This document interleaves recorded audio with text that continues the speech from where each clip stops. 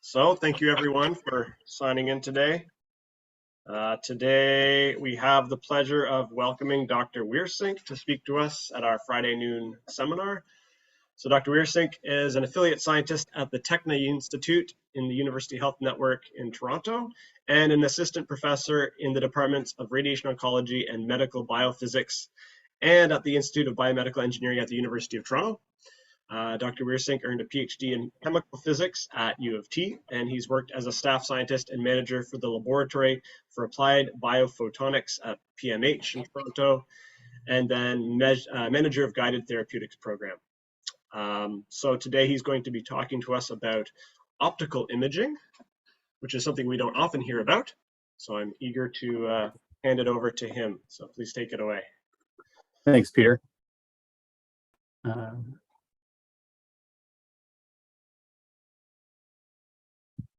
So thanks. Yeah, so optical imaging and theranostics. So why optics? So for those of you who are working in the field of X-ray, which is probably most of you, X-ray imaging and radiation therapy might be surprising to realize that within the medical setting that optical imaging or optical technologies actually are a much larger market than the X-ray market. And a lot of that's dominated by endoscopy with areas in ophthalmology, it's a huge field.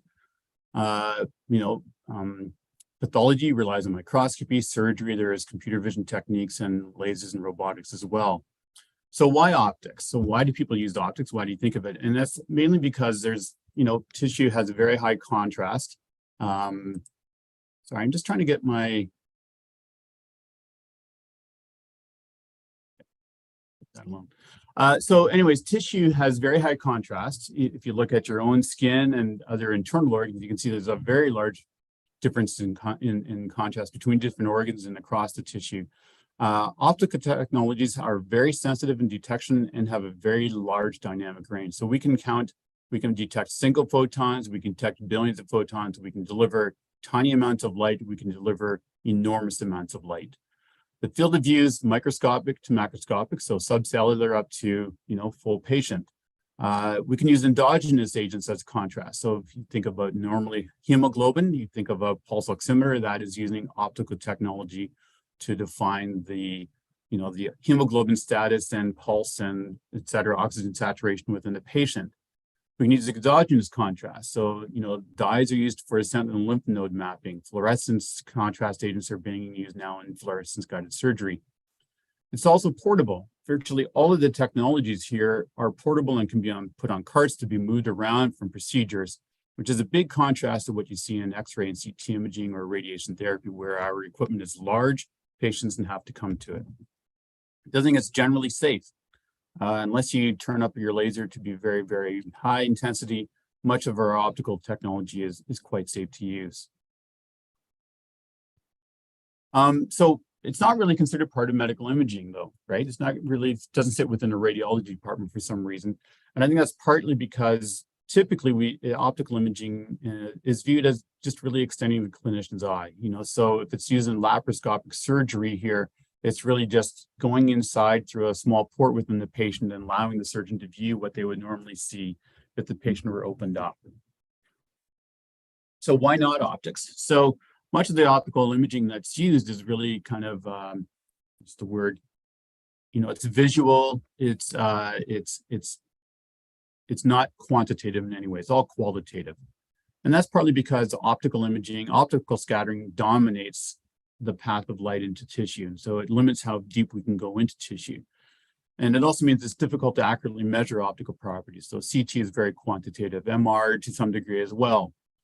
There's also a large variation in tissue optical properties between organs within an individual, but also looking at a kidney across multiple people, you're likely to see variations in optical properties there as well.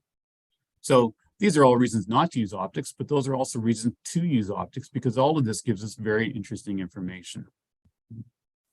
And so I'm working within the field of image-guided therapies, and primarily I'm looking at the idea of providing 3D context of optical imaging to radiological imaging. And if we can do that, I think we can improve what we do in terms of our diagnosis for cancer and also in terms of our treatment. So in this presentation, I'm going to talk about two or three themes, two scientific themes. The first is integrating endoscopic imaging with radiological imaging. So that's 2D, 3D imaging.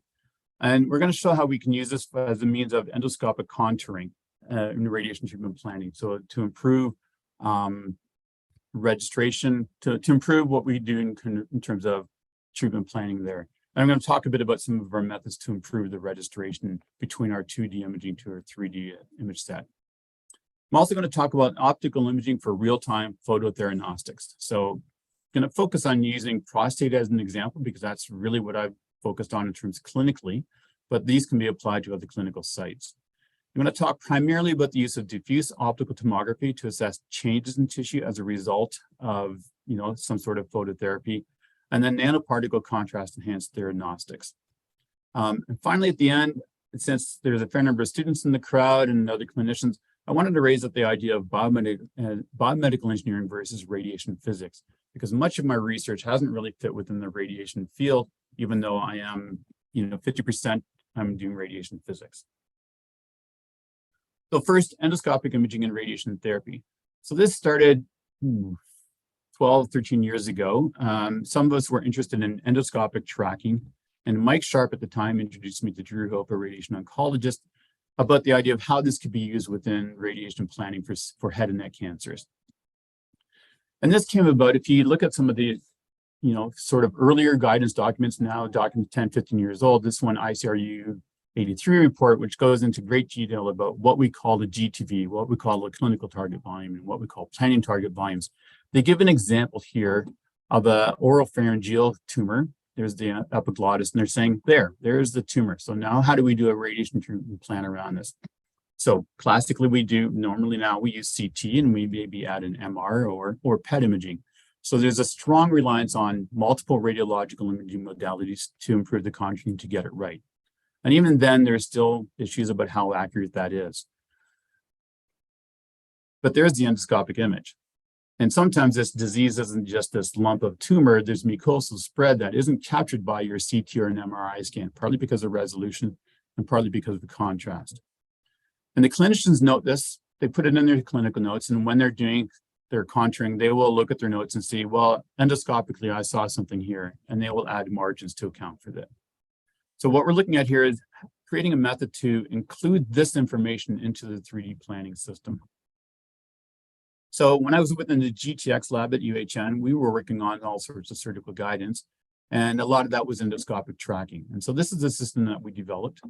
We put in electromagnetic sensors into the tip of a flexible endoscope, you can see here, so very small.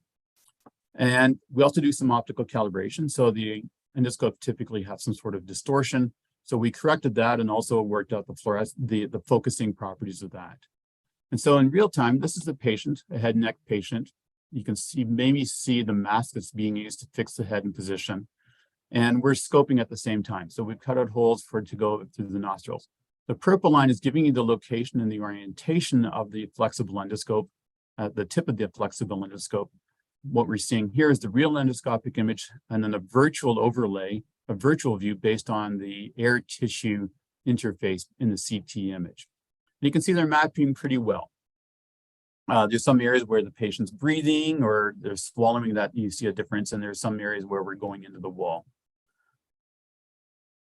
So how would we use this in terms of contouring? So what we do is we grab snapshots of the video that we think are relevant to the clinician or the clinician thinks are relevant. So in this case, this is one of the first cases. You can see a small tumor in the larynx here. So the clinician contours this out. If we get our 2D to 3D registration correct, we can map this ROI onto our virtual surface and then map it into the CT image as well. So the red is what the clinician contoured here, and the green is the mapping of this tumor through the virtual view into the CT image. So this is looking at the different perspectives. And so this is an obvious tumor, and this is really to show that we can actually do this accurately. And you can see that our endoscopic mapping aligns quite well with what the clinician defines as the GTV. We can also go the other way. So if we're interested in looking at toxicities, we can also then overlay the radiation dose on top of the CT scan. And as we go through, you can start to see the radiation dose kind of mapped onto the tissue surface. And so if you're interested in looking at the dose with respect to the toxicity, this is one way of doing it. So this is kind of old in a sense. This is 10 years old, and computer vision methodologies have really come a long way. So I think we could have done better on this kind of thing now. But for its time, this was quite interesting and novel. So we're at the point now where we're trying to understand the clinical impact. And so here's an example of a mucosal tumor at the back of somebody's throat.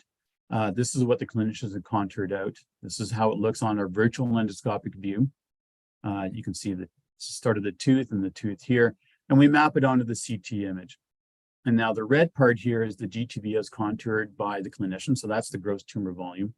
The green is the mucosal disease as identified by the endoscopic view. And now they can go back and they can refine that GTV to increase it. So you can see on the sagittal view, this is about a 10 millimeter extension of the mucosal disease beyond what was defined by the clinician on the CT scan alone. So obviously there'd be some missed tissue there. In reality, though, the clinicians are adding fairly large margins in these cases anyways. They understand that there's a mucosal disease, and so they're going to add a clinical target volume onto this as well.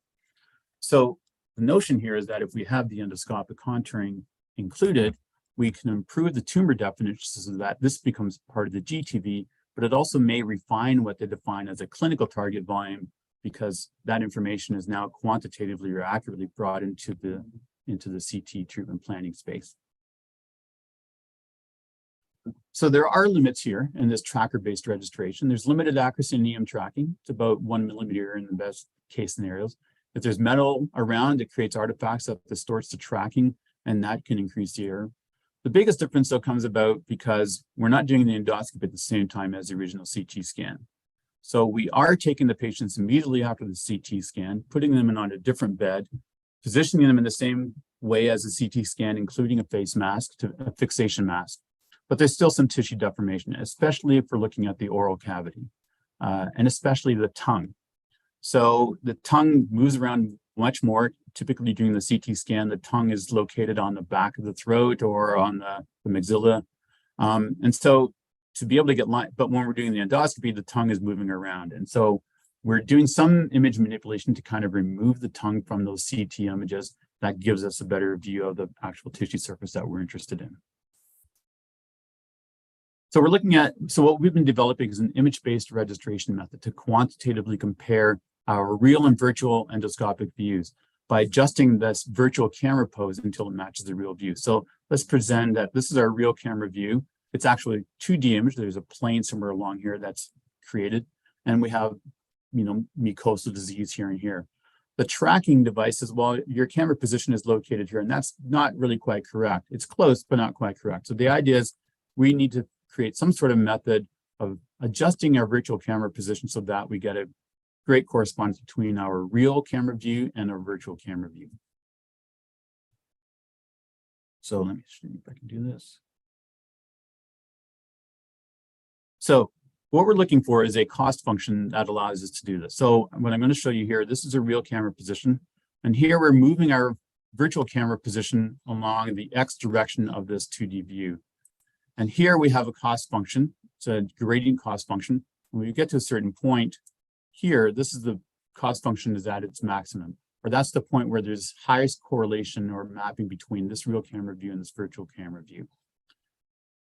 And we can continue on, and you can see that that's the maximum view there. So what we're interested in understanding is what's the best metric to do this comparison. There's standard methods would be cross-correlation, mutual information, but we also started exploring gradient functions where there are differences in lighting, for instance, or areas of contrast within the tissue. And how do we assess this in 6D? We can't just kind of we need to figure out, our camera can be adjusted in X, Y, Z and 3 rotational degrees. So how do we find that optimal virtual view with every pose? So we decided we would do kind of a Monte Carlo sampling of the pose space. So going back to this view here, we would have a 2D image. We set a set of, initial fiducial points, and we can project them. In reality, what they're doing, if they're correctly aligned, is that we're projecting them onto a 3D surface. Then we would nudge our virtual camera and project those points out again. And so now we have the correct positions of the points in red, and the projection of those points onto our 3D space if we had an incorrect virtual camera position, and that we use that to create a fiducial registration error, or FRE.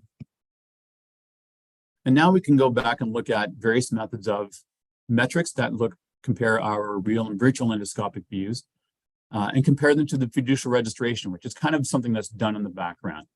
And so these metrics are normalized. They're kind of mean and unit standard deviation normalized. So if you look at the phantoms, this would be the ideal ground truth pose. We had multiple viewers come in and look at these views. We adjusted it manually until we got to this view. And then we started to nudge the camera around. And so as you nudge it, you can see that in this case for the phantom, that the cross correlation value, the mutual information values, or gradient values increase as well as our fiducial registration error. So there's some good correspondence between these metrics and the actual registration error that's in the image. When we get to real tissue, though, it's not quite the same.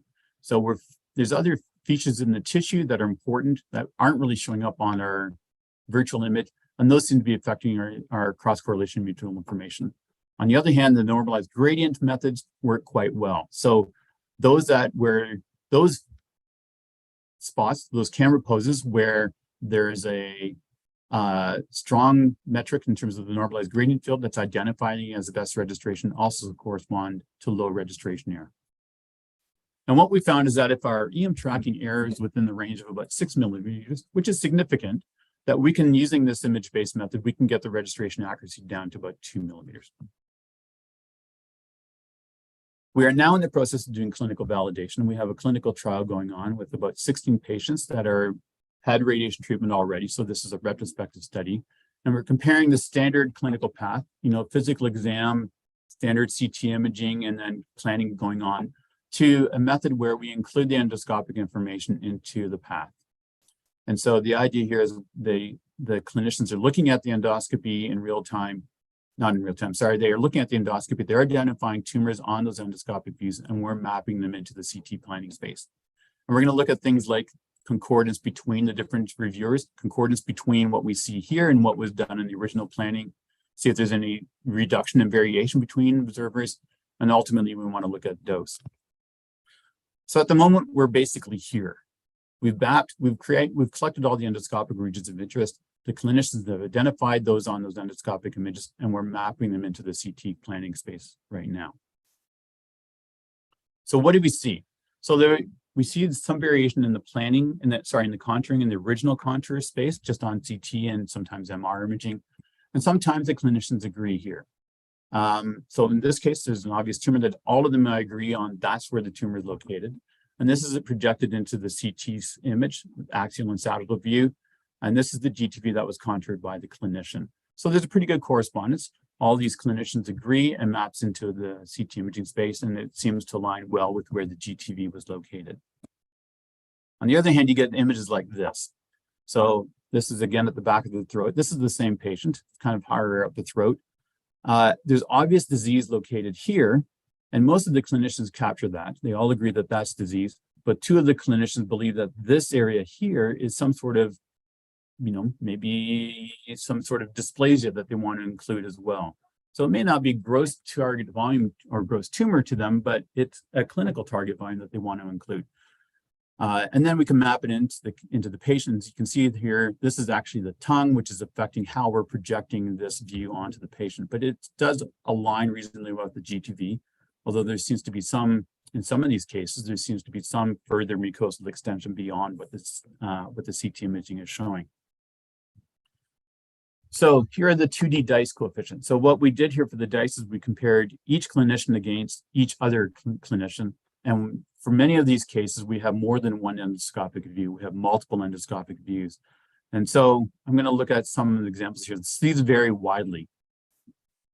So in this case here, this is a larynx tumor. And you can see everybody has identified the same kind of level of the tumor, and the dice coefficient is very strong. So that's an easy one for them to all pick out. Here's another example. Again, tumor in the larynx. One of the clinicians, I think, read the notes wrong, or they misinterpreted the orientation of this endoscopic view. And so they've identified the tumor, the mucosal disease, as being on the opposite side of the larynx as everybody else. And so their dice is very low. So this is probably just an error in terms of how they interpreted the notes.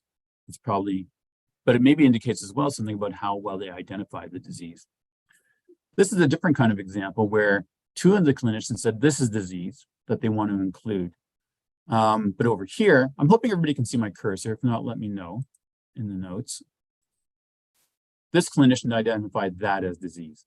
And so this isn't some sort of error in reading notes. This is a very different interpretation of what they're seeing in the endoscopy. So this is a bit of a concern. We were hoping that this would improve how the clinicians would view the disease. And now we're finding that, like they have sometimes with CT and MRI, that they have some differences in terms of how they interpret the endoscopy. So we'll have to see how we deal with that going forward. Maybe have to deal with creating some sort of consensus around this. So our next steps, we aim to complete the clinical trial within the next year. We need to overcome the tissue deformation problem and the registration problems. So we have some concepts in mind around creating a 3D endoscope that would provide a surface and color information at the same time. And the idea is that that surface can then be registered to the CT image directly rather than using this 2D image-based method. Still very early, but we have some promising information on that. We've also used this idea in applications in lung, in the esophagus, and in bladder. And in particular, we've looked at this in terms of intraluminal brachytherapy to guide the placement of applicators inside the lung or the esophagus for high-dose rate brachytherapy. The next area I want to talk about is phototheranostics monitored by diffuse optical tomography and fluorescence imaging. So this is a collaboration with different set of clinicians and scientists, prostate surgeons, head and neck surgeons, chemists, and so on. So I'm going to give you an overview of two methods of phototherapies because I have a feeling many of you aren't really all that familiar with them. So the first is photodynamic therapy. And this is based on light activated agents that are given either systemically or topically. And in this case, the light or the drug alone have no therapeutic or toxic effect. And so this is used quite a bit these days for skin, treating melanomas, but also for treating things like infections. Intraluminally, PDT is being used clinically for lung and esophagus to open up the airways. I'm showing you an interesting method here, which is actually as an adjuvant after bulk resection of tumor. So here PDT is being used to actually treat tumor at the margin. So kind of think of that surgical resection volume as a lumen, and now PDT is getting close to that surface. And then interstitial examples, I'm going to show prostate work. There's several other groups around the world that have been using interstitial PDT for prostate. And there's other groups in Pennsylvania that are doing it actually for mesothelioma. A quick primer on PDT dosimetry. So a PDT dose is defined as the combination of the amount of light that's delivered to the tissue and the amount of photosensitizer. And these together create a singlet oxygen or a reactive oxygen species. And we see photodynamic therapy damage when you get the amount of singlet oxygen produced above a certain threshold value. So there is some apoptosis beyond that, but generally PDT is kind of like a threshold event. And that's when you get cell death. So we started doing PDT for prostate about 20 years ago, in whole gland prostate or recurrent prostate cancer. So these were radiation failures. We were treating the whole gland using photodynamic therapy using a photosensitive agent called 2CAT. And started a phase 1A, which is kind of a feasibility study. Just can we actually do it? Can we create lesions, PDT lesions within the prostate that would be able to kill tumor? And then we went out and increased the dosimetry and kind of did a dose escalation study.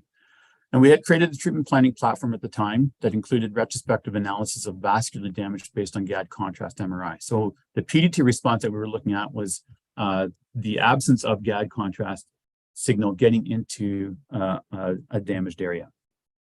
So this is an example of our treatment planning platform. If you do brachytherapy, this looks somewhat familiar. We have, in this case, 6 fibers. At 48 hours, we would take the GAD contrast MRI compared to our original MRI, place where the optical fiber is located, calculate the light dose that was delivered. And then we also assessed the amount of damage that was created based on the GAD contrast. And we compared those. We created dose volume histograms. We looked at the D90 value for the whole prostate. And we compared that with the fraction of negative biopsies at 6 months. And we found that once we got to a D90 of around 23 joules per cubic centimeter squared, that we were getting whole gland positive or negative biopsy response. In other words, there were no positive biopsies within there. We didn't see that with every patient. There's still some positive biopsies, but that was promising to us. The other thing is that the amount of damage that we observed was linearly correlated with the amount of dose that the patient received. So for various reasons, so this has continued on to some degree. We're now doing a clinical trial with a Swedish company that's created a device that does online dosimetry. But within us, our group, we've kind of halted this as a prostate method of treating cancer. And we moved on to photothermal therapy. So PTT, as we call it, is just thermally induced coagulation of the tissue. So, we're inserting optical fibers in and they're delivering higher powers of light, that enough energy that we start to heat up the tissue. And so it's similar to something like RFA, radiofrequency ablation, or HIFU, high intensity focused ultrasound. These are just different methods of putting energy into the tissue such that it warms up and coagulates. And so this is actually clinically approved for neurological applications. Medtronic bought up a company called Visualize several years ago. There's a Canadian company called Monetaris that's doing the same thing. We're not the only group doing it for prostate. There's maybe 3 or 4 other groups as well that are doing it for prostate and for other neurological applications. So photothermal therapy, the mechanism is really just, put in a lot of energy. It gets absorbed by the tissue and the tissue heats up and eventually it coagulates. In terms of what we see with PTT, we insert an optical fiber. We get a light distribution that attenuates sort of exponentially and radially from the fiber. If you increase the absorption, you get a faster temperature rise. And so it's dependent on the absorption of the tissue and the amount of light delivered to the tissue and how long you expose the tissue. So the longer you deliver the light, the greater the temperature will become. Although at some point it will reach in the thermal equilibrium. And the standard thing is that if you deliver light for about 1 second at 55 degrees, you've created coagulative damage. So we are not trying to burn the tissue. This is not the same thing as like plasma cutting using pulse lasers. This is really just coagulative damage. So we started looking into focal therapy for prostate. That became kind of more relevant and doable around 2006 with diffusion-weighted MRI. We started looking at PTT for localized focal prostate cancer using an commercially available laser from J&J. And so we started an initial trial using 3D ultrasound guidance, using a system that was handed to us by Aaron Fenster at the time. And now since about 2010, 2011, it's been all MR guided. And we again took our pre-treatment planning platform that we use for PDT and started looking at retrospective analysis based on GAD contrast MR. And so I don't know if I need to go into this too much, but the idea of using focal ablation for prostate came about because it was identified that the index lesion, that primary lesion that you see, is really the source of extracapillary disease extension beyond the prostate. And we were able to see it, 15 years ago because multiparametric MRI became available and we could start to look at it and people were able to realize that they could see it. And focal therapy was developed mainly because it minimizes the toxicities that you would normally associate with surgery, certainly, and even radiation therapy, whole gland radiation, where there's incontinence, impotence, and neurological factors. And so since this, there's been kind of an explosion of focal ablative techniques that have been tested. Cryoablation, HIFU, RFA, radiation. We do focal ablation as a boost here. PDT and photothermal.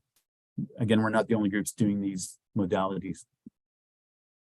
So our MR-guided trial, this is done under Sangeet Ghai, who's an interventional radiologist at Toronto General. We use MRI to identify where the tumor is. And then in the same session, we use template-based methods to insert an optical fiber inside the tumor. We use MR thermometry to guide or to monitor the treatment as it's ongoing. And then at the end of the treatment, we use GAD contrast MRI to identify where the lesion is located and how much of the lesion has actually been damaged. So this works reasonably well, but we haven't had 100% success. And part of that we think is maybe the margins aren't included large enough. But there's also the MR thermometry is good. On the other hand, it lacks kind of actually a direct monitoring of the change in the tissue. MR thermometry suffers a bit from motion artifacts, And if there's some fatty tissue, then the accuracy of the thermometry is maybe suspect. But the biggest thing is that this is a very lengthy procedure, 5-6 hours, to basically ablate a small region of the prostate. And so MRI technology in this case is kind of cost prohibitive, it's resource prohibitive. And for a procedure that really should be a minimally invasive procedure, it's kind of limiting the access. So we've been looking at the idea of what can we do to make focal therapy more widely available. And that really the thing is that we need to go beyond MRI guidance. So you think about the steps that were included in those last slides, we need something that identifies the lesion. And so I'm going to talk to you about how we're using DOT or photoacoustics, or at the very end, the notion of some sort of nanotherapeutic agent, in this case, something called porphosomes. For procedure imaging and navigation, we can just use transrectal ultrasound, maybe in combination with photoacoustic imaging. And then response monitoring, we've just started down this path of looking at temperature by using photoacoustic imaging. I might touch on that at the end if there's some time. I'm going to highlight more so the work that we've been doing in using diffuse optical tomography to look at tissue changes during a photothermal therapy treatment. And this is part of a large Terry Fox program grant with numerous collaborators, both clinical and basic medicine, basic research. So the focal monitoring technique relies on scattering. So if you think of an egg white is clear, and then when you cook it up, it coagulates. So there's protein denaturation that leads to optical scattering. It's the same kind of phenomenon that we see in tissue.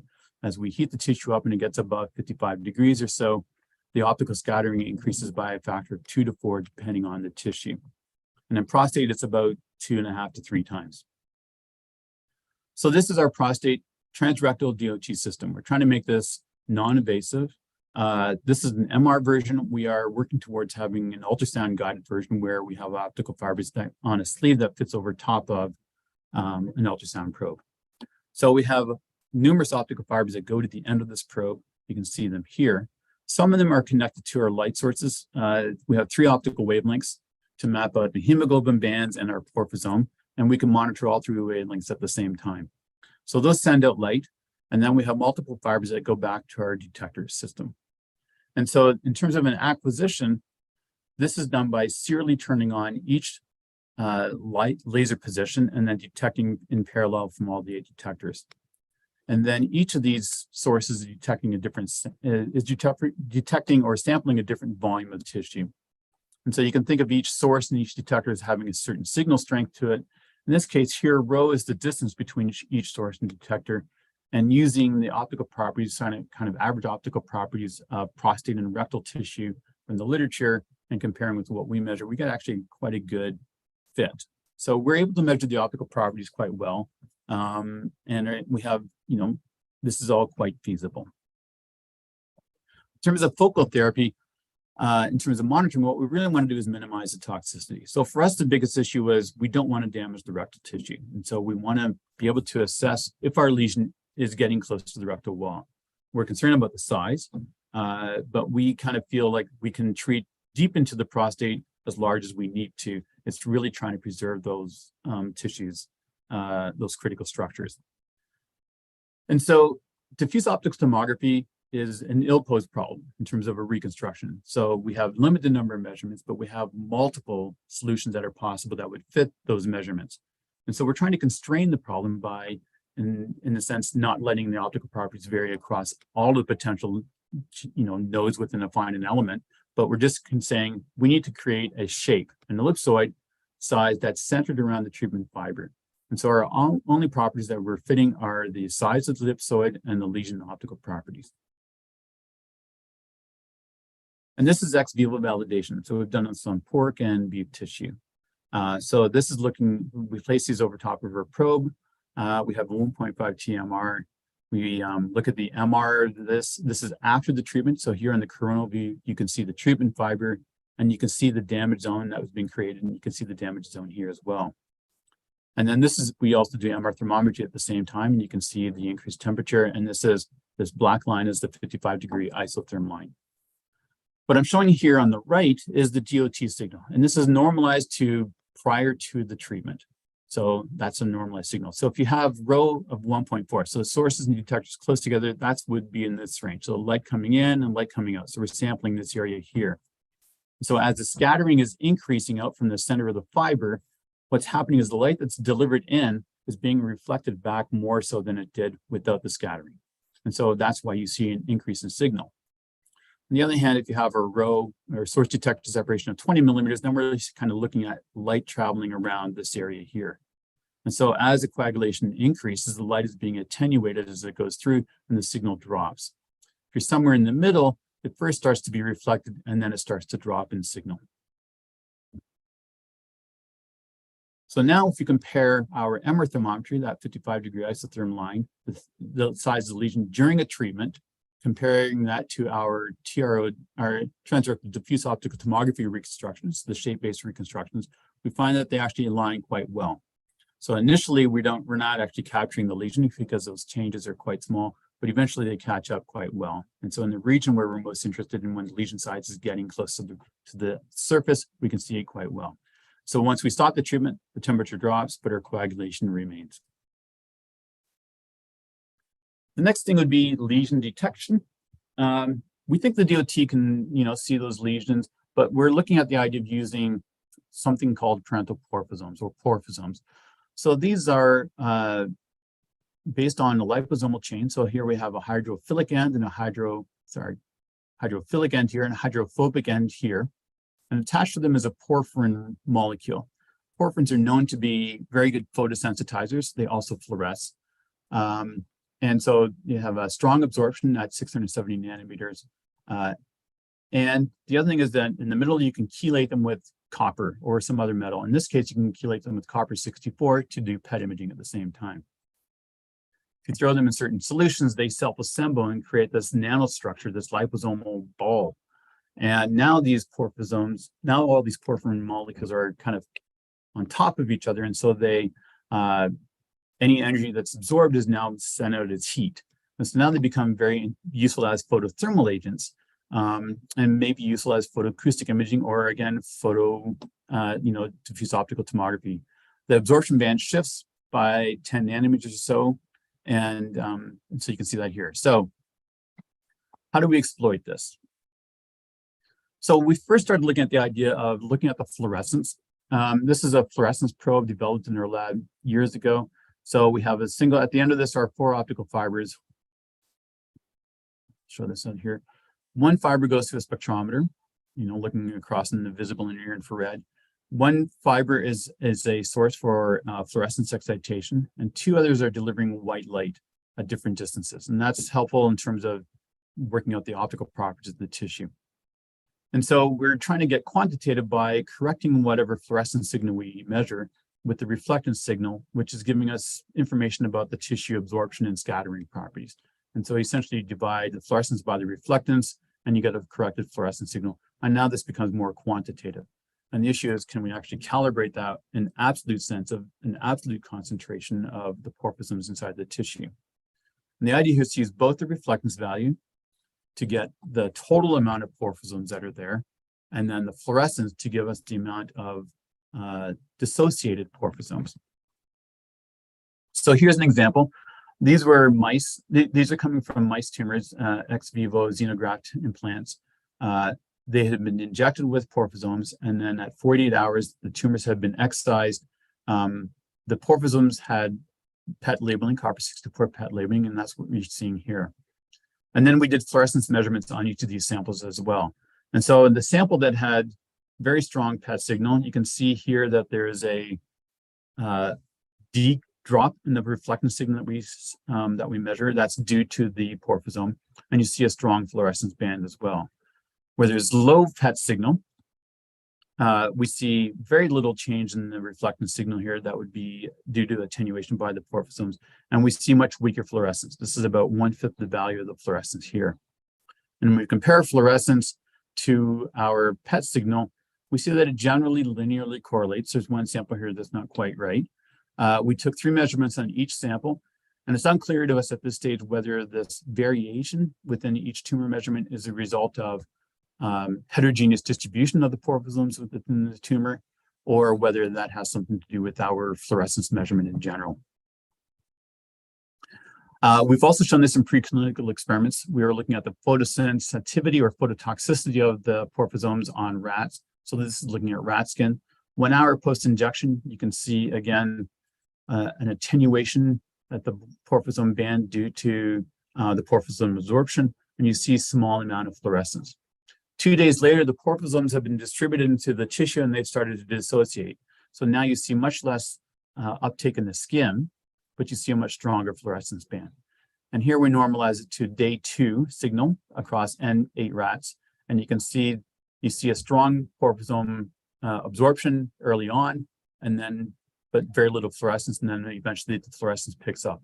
And now it's all essentially completely dissociated by looking at the longer tail. So our next steps, so we're still trying to work out the understanding of how we use that to characterize the total amount of porphosomes and the relative amounts of dissociated and undissociated porphosomes. But we are also working on adding this to our diffuse optical tomography system to measure the state of porphosomes within our prostate tissue or head and neck disease. And so this would be a method then of identifying our lesion for our focal therapy. The next area I want to briefly get onto is the idea of using photoacoustic imaging. In this case, this is based on the idea that light absorption leads to mechanical expansion that can be picked up by an ultrasound transducer. So we have a pulse laser, nanosecond pulses. If you have a highly absorbing region, it absorbs that light and creates a thermal shock that is in the same range as an acoustic wave, and that can be picked up by an ultrasound transducer. I think we can measure temperature with this. In fact, I'll show you that we can. Much work to be done though. So this is the setup that our postdoc Ivan Kosick created.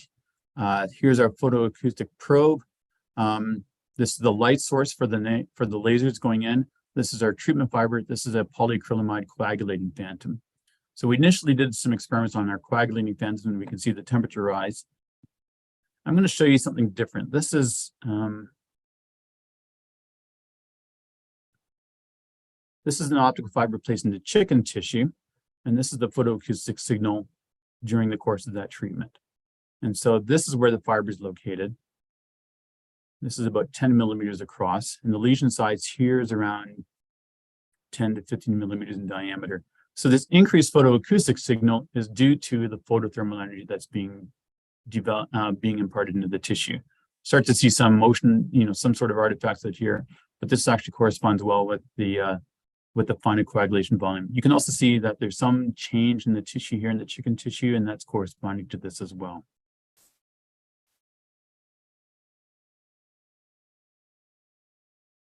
So I'm going to go on to the final part of the talk. So why am I a radiation physicist? I've just shown you a bunch of work that's on optical imaging and working with surgeons and interventional radiologists, but none of this has really been applied to radiation physics or radiation therapy. So why am I a radiation physicist?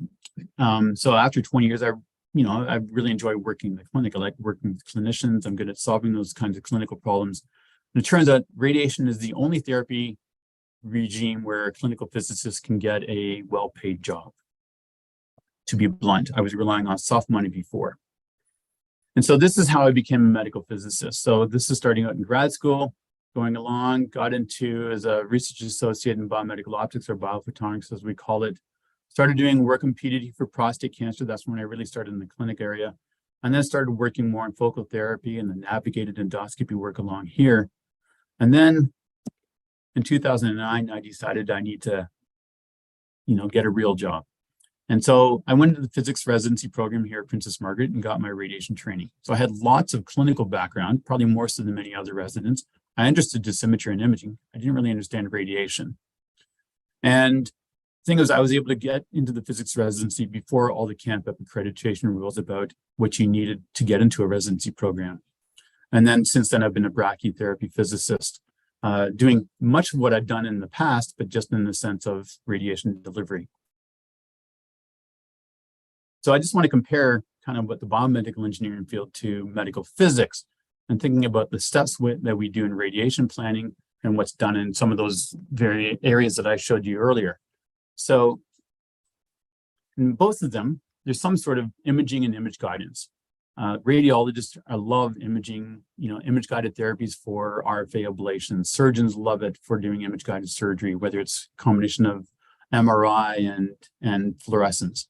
And we use it all the time in medical physics, right? In radiation therapy for everything. Obviously, we do the dosimetry and planning.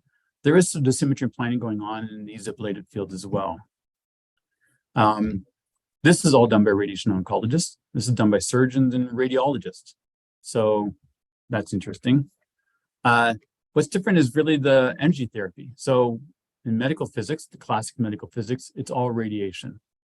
Whereas in biomedical engineering, we do everything but radiation, whether it's optical methods, ultrasound, HIFU, RFA, cryoablation, intra-electroporation, which is a new thing that's come up.